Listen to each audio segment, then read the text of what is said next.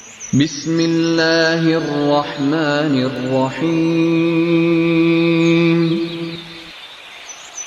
وَلَقَدْ يَسَّرْنَا الْقُرْآنَ لِلذِّكْرِ فَهَلْ مِن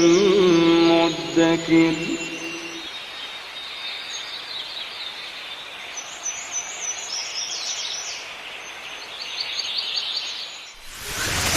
ألف باء تاء ثاء جيم حاء خاء دال ذال راء زاي سين شين. اعوذ باللہ من الشیطان الرجیم بسم اللہ الرحمن الرحیم الحمدللہ. ہمارے مکمل قرآن پاک کا ترجمہ اور مختصر تشریح کے اسباق شروع ہیں. ان اسباق کے اندر ہم لفظ و لفظ ترجمہ، عربی گرامر کے لحاظ سے ترجمہ، لفظی اور اصطلاحی معانی اور با محاورہ ترجمہ تفصیل سے پڑھیں گے انشاءاللہ. مزید قرآن پاک کے اندر مترادف الفاظ کی تعریف اور تشریح خاص طور پر سیکھیں گے. مثلا رحمان اور رحیم میں کیا فرق ہے، تدبر اور تفکر میں کیا فرق ہے، شعور اور جاننا میں کیا فرق ہے، قرآن پاک میں ظالم سے کیا مراد ہے، شک، ریب اور ظن میں کیا فرق ہے، اور اسی طرح کے انشاءاللہ دوسرے الفاظ ہم فردن سیکھیں گے. اعوذ باللہ من الشیطان الرجیم بسم اللہ الرحمن الرحیم. صبغۃ اللہ، اللہ کا رنگ. ومن احسن من اللہ صبغہ ونحن لہ عابدون، اور اللہ کے رنگ سے زیادہ کس کا اچھا رنگ. ونحن لہ عابدون، اور ہم اس ایک کے لیے عبادت کرنے والے ہیں. اللہ کے رنگ سے مراد کہ اللہ تعالیٰ کی جو چاہت ہے، جو اللہ تعالیٰ کے احکامات ہیں، جو اللہ نے ہمیں بتلائے ہیں، ہم ان کے اوپر پورا جو ہے وہ عمل کریں گے تو یہی ہمارے لیے سب سے اچھی جو ہے وہ زندگی کا جو ہے وہ حسن خاتمہ ہے. قل اتحاجوننا فی اللہ وہو ربنا وربکم، آپ کہہ دیجئے اتحاجوننا فی اللہ، کیا تم سب جھگڑتے ہو ہم سے، فی اللہ اللہ کے بارے میں جھگڑتے ہو، وہو ربنا وربکم، وہ ہمارا بھی رب ہے، وربکم تمہارا بھی رب ہے، ولنا اعمالنا ولکم اعمالکم، ہمارے لیے ہمارے اعمال، تمہارے لیے تمہارے اعمال. یہ بات جو ہے وہ مومنین جو ہے وہ مشرکین سے کر رہے ہیں کہ اللہ تمہارا بھی رب ہے، اللہ ہمارا بھی رب ہے، ہمارے لیے ہمارے اعمال، تمہارے لیے تمہارے اعمال. وَنَحْنُ لَهُ مُخْلِصُونَ، اور ہم سب اس ایک اللہ کے لیے خالص ہیں، مطلب اس کی بندگی کرتے ہیں اور کسی کی بندگی نہیں کرتے، صرف ایک اللہ کی کرتے ہیں. ام تقولون، کیا تم سب کہتے ہو، یعنی مشرکین کو کہا جا رہا ہے کہ ان ابراہیم و اسماعیل و اسحاق و یعقوب والاسباط،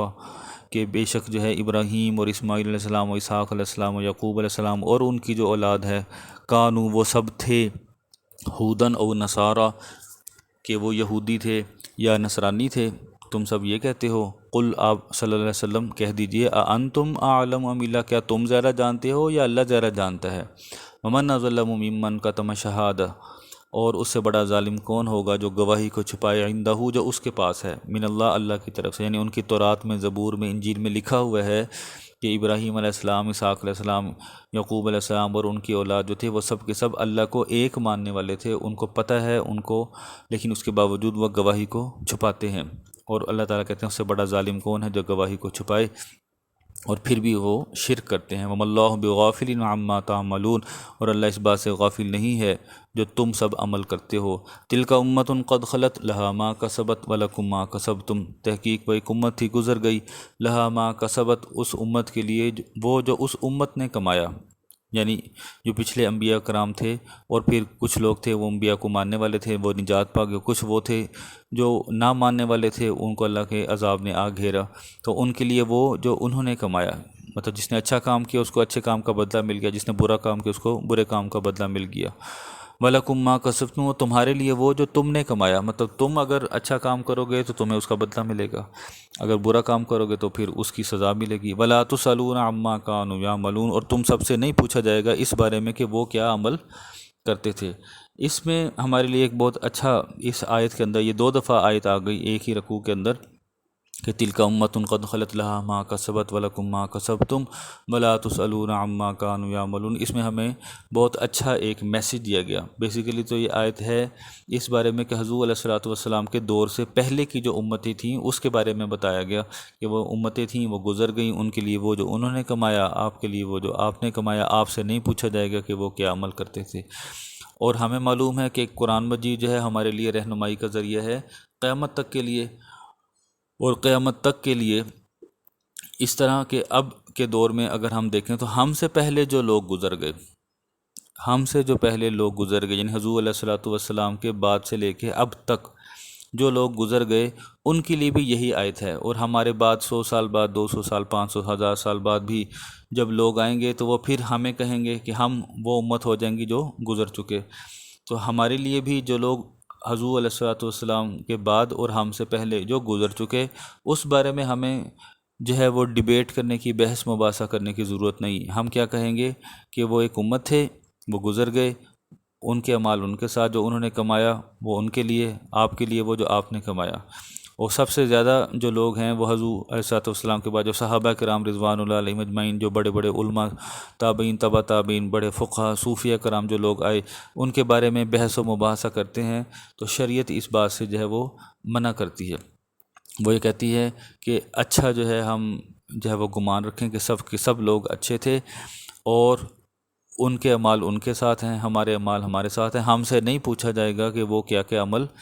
کرتے رہے۔ اس وقت اگر خدا نخواستہ ہم اپنی تاریخ کو یہ دیکھنا شروع کر دیں کہ پرانے لوگ جو ہیں انہوں نے یہ غلطی کی، یہ غلطی کی، تو بجائے اس کے کہ ایک تو ہم جو تاریخ کے اندر ہو چکا اس کو درست نہیں کر سکتے، دوسرا یہ کہ ہم سے بہت اچھے لوگ تھے کہ ان کو حضور علیہ الصلوۃ والسلام کا ساتھ نصیب ہوا اور ایمان کی حالت میں حضور علیہ الصلوۃ والسلام کے ساتھ وہ رہے، اور دوسرا یہ کہ اب اس وقت ڈسکس کریں ان کی خدا نخواستہ جو خامیاں کوتاہیاں ہیں، جو در حقیقت خامیاں کوتاہیاں نہیں ہیں، ہم ان کو اچھا ہی سمجھتے ہیں، تو اگر فرض کرتے ہیں بھی صحیح، تو بجائے اس کے کہ ہم ان کی غیبت کر کے اس وقت اپنا اعمال نامہ جو ہے وہ سیاہ کر رہے ہیں، اس کے علاوہ اور کچھ نہیں کر رہے، تو یہ آیت ہمیں بہت اچھے طریقے سے سمجھاتی ہے، نصیحت کرتی ہے کہ جو پچھلے لوگ گزر گئے ہیں ان کو ڈسکس نہیں کرنا چاہیے۔ آپ اپنے اعمال کو ڈسکس کریں کہ آپ نے کیا کیا، ان کے اعمال ان کے ساتھ، لہا ما کسبت، انہوں نے وہ، ان کے لیے وہ جو انہوں نے کمایا، آپ کے لیے وہ جو آپ نے کمایا، اور پھر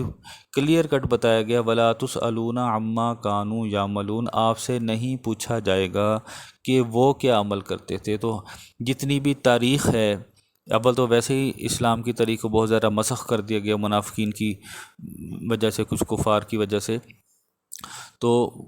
قرآن اور سنت ہماری جو ہے وہ بنیادی چیز، اگر اسلام کا ہم نے سیکھنا بھی ہے تو قرآن و سنت سے سیکھنا چاہیے۔ اکثر لوگ جو ہے وہ غلط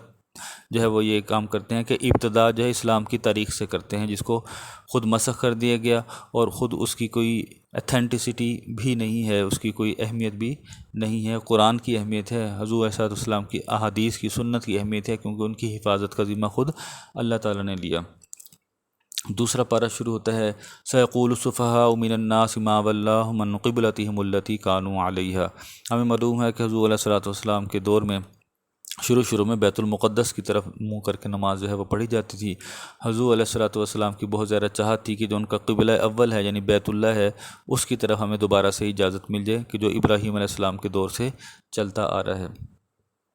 اور پھر حضور علیہ الصلوۃ والسلام کو جو ہے اس رکوع کے اندر آگے جا کے بتایا گیا کہ اللہ تعالیٰ کی طرف سے اجازت بھی دی گئی، پھر انہوں نے نماز کے اندر ہی اپنے قبلہ کا رخ بیت المقدس سے رخ موڑ کر بیت اللہ شریف کی طرف جو ہے وہ کر لیا۔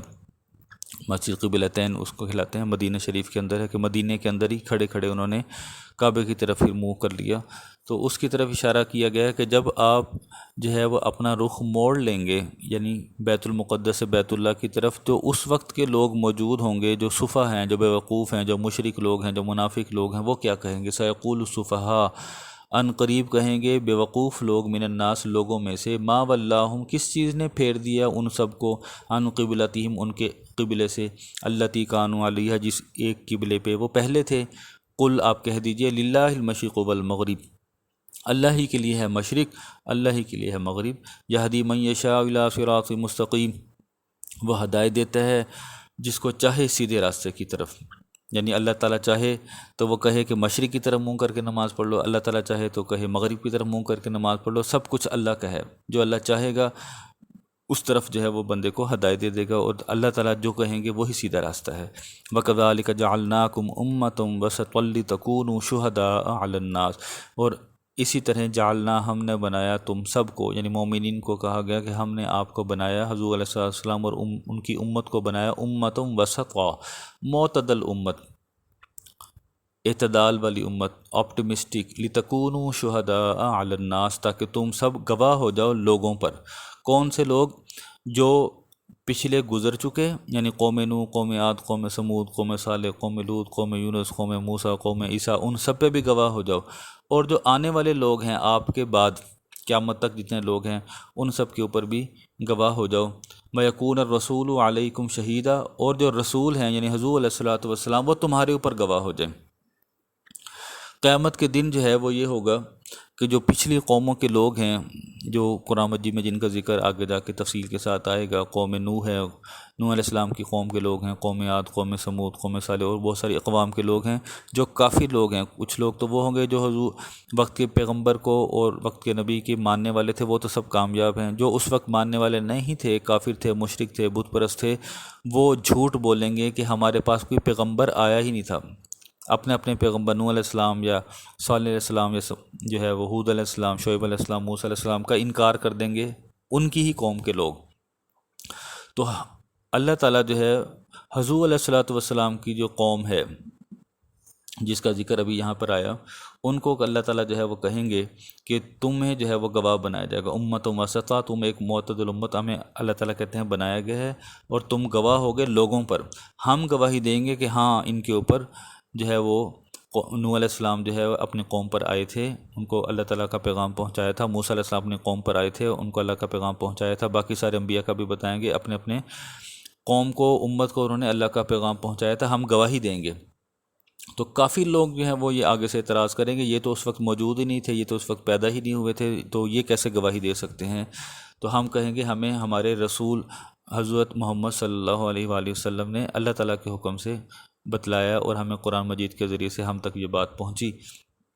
کہ واقعی انبیاء آئے تھے اور انہوں نے اپنی اپنی قوم کو اللہ تعالیٰ کی وحدانیت کی طرف بلایا تھا، تو ہم اس لیے گواہی دے رہے ہیں۔ اور پھر حضور علیہ الصلوۃ والسلام کو جو ہے وہ گواہ بنایا جائے گا ہمارے اوپر، کہ واقعی حضور علیہ السلام کہیں گے ہاں میں نے آپ کے،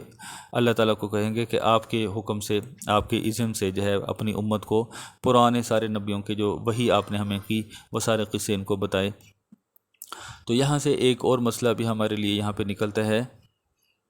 کہ کچھ لوگ جو ہے وہ حاضر ناظر، حضور علیہ السلام کو جو ہے وہ حاضر ناظر کا عقیدہ ماننا شروع کر دیتے ہیں کہ ان کو پچھلے بھی سارے حالات پتہ ہیں، اگلے بھی حالات پتہ ہیں۔ حضور علیہ السلام کا ہمارا جو عقیدہ ہونا چاہیے کہ سب علم جو ہے، کل کا علم، عالم الغیب جو ہے وہ اللہ تعالیٰ کی ذات ہے، اور ان کے بعد از خدا بزرگ توئی قصہ مختصر کہ حضرت محمد صلی اللہ علیہ وسلم اللہ کے بعد سب سے معزز ہیں اور سب سے زیادہ علم رکھنے والے ہیں، جتنا اللہ نے چاہا ان کو علم دیا، لیکن کل کا علم صرف اللہ تعالیٰ کے پاس ہے۔ اور اگر یہ والا جو عقیدہ صرف ان آیتوں سے کہ ان کو پچھلا بھی پتہ تھا، اگلا بھی سارا پتہ تھا، تو یہ والی چیزیں تو پھر خود حضور علیہ السلام نے ہمیں بھی بتلا دی، اور پھر یہاں پہ جیسے کہ بتایا گیا کہ امت وسطا لتکونوا شہداء علی الناس، کہ ہم ان لوگوں کو بھی گواہی دے رہے ہیں جو اس وقت